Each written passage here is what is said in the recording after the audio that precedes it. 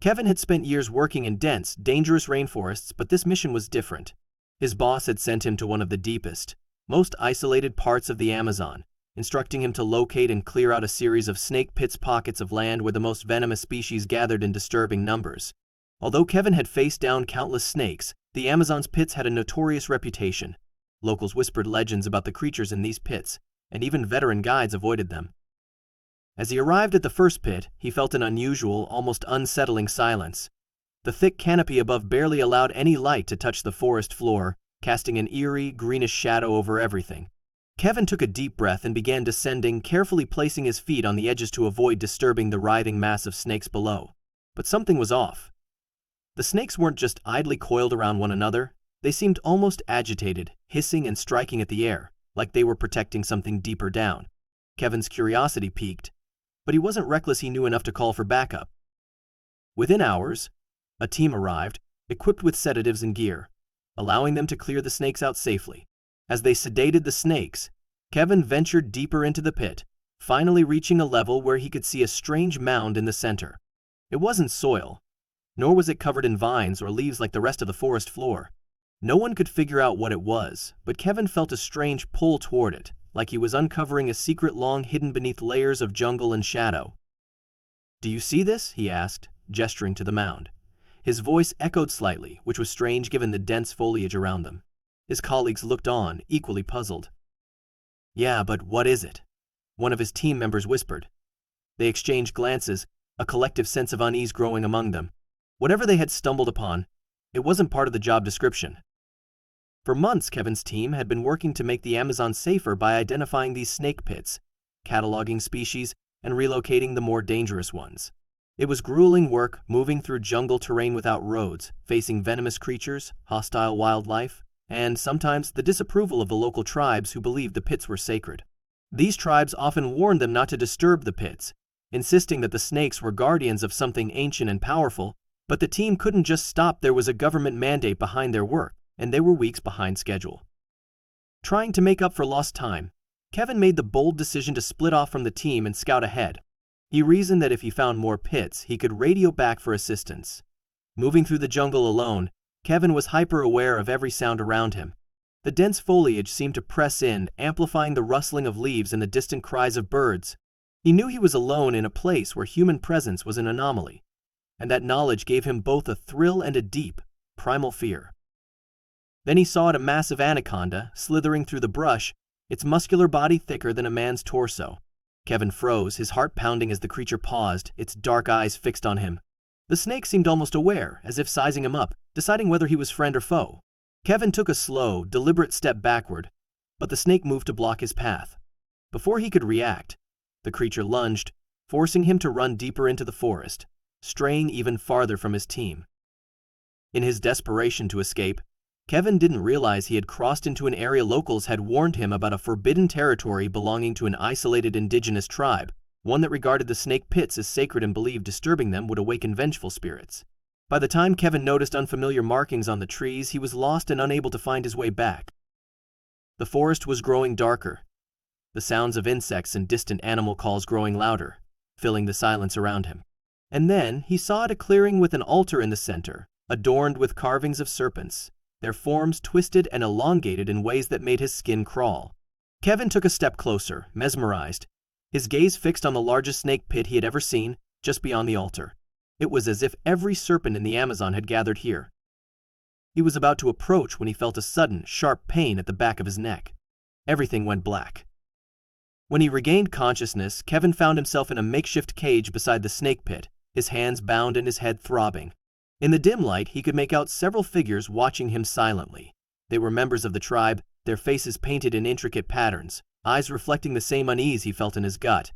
He quickly realized they believed he had trespassed on sacred ground, and worse, that he was an offering for the snakes. Desperate to escape, Kevin reached for his belt, relieved to find his flare gun still attached. Taking a calculated risk, he fired it, the sudden burst of light and heat startling his captors. They scattered, giving him just enough time to tear through the flimsy cage and make a run for it.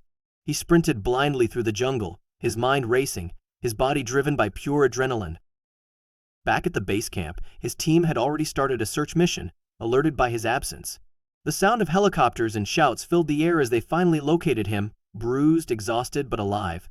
After securing the area, Kevin insisted on returning to the massive snake pit, certain he had stumbled upon something crucial. Under heavy military supervision, Kevin and his team carefully sedated the snakes surrounding the altar and descended into the pit once more. As they moved the last of the serpents, they noticed a massive anaconda with an unusual bulge in its stomach. The creature's swollen midsection was impossible to ignore. It looked unnatural, as though it had swallowed something far too large even for its size. Curiosity overtook caution as the team called in a vet specializing in exotic animals.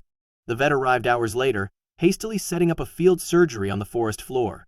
As the team worked to keep the snake calm, the vet carefully made an incision, revealing what lay within. To everyone's astonishment, the vet extracted an object wrapped in jungle vines, an ancient artifact, elaborately carved with snake-like symbols and covered in strange, faded markings. This looks like it could be pre-Columbian, maybe even older, the vet said, her voice filled with awe. But why would it be inside a snake? The question hung heavily in the air. The locals had often spoken of the snakes as guardians, and here was proof something so ancient and revered, hidden in the most dangerous parts of the rainforest. But how had it ended up inside the creature? Had it been placed there, part of some ritual? Or had the snake consumed it by accident, drawn to the object's strange aura? The artifact's age and intricate design suggested it held deep cultural significance, possibly tied to the tribe's beliefs. Kevin's team debated their next move, knowing they had to respect the locals' traditions and leave the artifact in its rightful place. They returned it to the altar, hoping this act would restore harmony between them and the tribe, who had now gathered at a distance, watching silently. As they retreated from the pit, Kevin felt a mix of relief and reverence. The Amazon held secrets beyond his understanding, mysteries that refused to be uncovered without consequence. With the jungle's shadows closing in around him, he realized he had merely brushed against the edge of an ancient world, one that would remain guarded by its silent, serpentine protectors. From that day on, Kevin knew he would never look at the rainforest or its inhabitants the same way again. The jungle had shared its secret with him, but it had also warned him to tread carefully.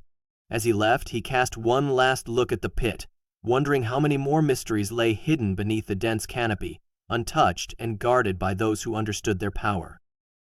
As they began their journey back to base, Kevin's mind raced with questions. The artifact's carvings were unlike anything he'd seen in his fieldwork, hinting at an ancient civilization possibly predating even the known tribes in the Amazon. He wondered if he had uncovered something that had been purposely hidden for centuries, guarded by the jungle's deadliest creatures. Despite his relief at escaping the pit, an inexplicable pull remained, as if the artifact had reached out to him, calling him back. Over the following days, Kevin couldn't shake the haunting image of the snake pit and the sacred altar. That night, as he lay in his tent under a blanket of stars, he heard the rhythmic sounds of tribal drums in the distance. He knew these drums weren't a celebration, but rather a warning, one last reminder to leave the jungle's secrets untouched. The haunting, echoing beats stayed with him long after they faded into the night, filling his dreams with serpentine visions and ancient symbols, as though the jungle itself was trying to communicate. The tribal elders visited Kevin's camp the next morning, their faces solemn and lined with age.